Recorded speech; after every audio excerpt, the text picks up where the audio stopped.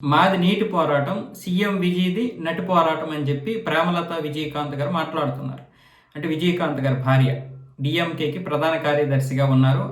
వాళ్ళకి ఒక పార్టీ ఉంది. ఆ పార్టీని డీఎంకేలో కలిపేశారు. మరి విలీనం చేశారా లేకపోతే పొత్తు పెట్టుకున్నారో తెలియదు గానీ మొత్తానికి ఆవిడ ఇప్పుడు ప్రధాన కార్యదర్శిగా ఉన్నారు. ఆవిడ ఇప్పుడు ఉదయనిధి స్టాలిన్ యొక్క అరెస్ట్‌ని ఉద్దేశించి మాట్లాడారు. ఎందుకు అరెస్ట్ చేస్తున్నారు? ప్రతిపక్షాలకి ఆ హక్కు లేదా? పోరాడే హక్కు లేదా? లేకపోతే వాక్ స్వాతంత్రం లేదా?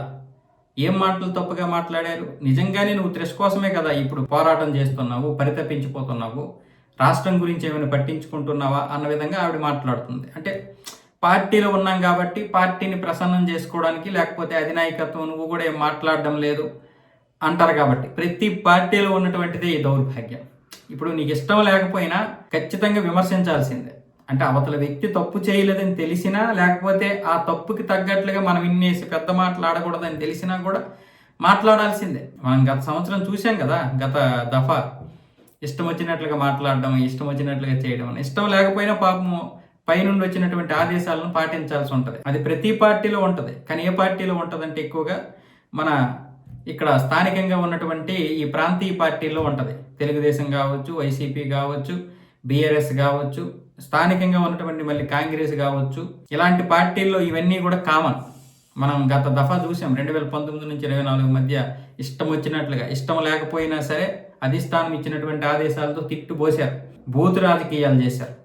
ఇప్పుడు ఆ విధంగానే ప్రేమలత విజయకాంత్ గారు కూడా మాట్లాడుతున్నారు. కానీ వాస్తవంగా త్రెష గురించి మాట్లాడాల్సిన అవసరం ఈ కావేరీ జలాల విషయంలో లేదు.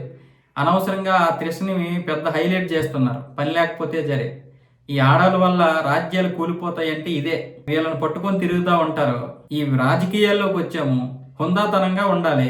ఇటు వీళ్ళు హుందాతనంగా ఉండరు, అటు విజయ్ కూడా ఇదంతా పెద్ద ఇష్యూ అవుద్ది, అవసరమా అని అనుకోవాలి కదా. ఇవన్నీ పనికిరాని రాజకీయాల్లోకి వస్తాయి కాబట్టి ఏదో చేసుకునేది ఏదో రహస్యంగా చేసుకోవాలి, అక్కడతో వదిలిపడదవ్వాలి. అంతేగాని ఈ వెనకాల తిప్పుకొని ఇవన్నీ చేయడం వల్ల ఈ పనికిరాని విషయాలే వస్తాయి బయటికి. అసలు విషయాన్ని వదిలేసి పనికిరాని విషయాల గురించి ఇది చేస్తారు.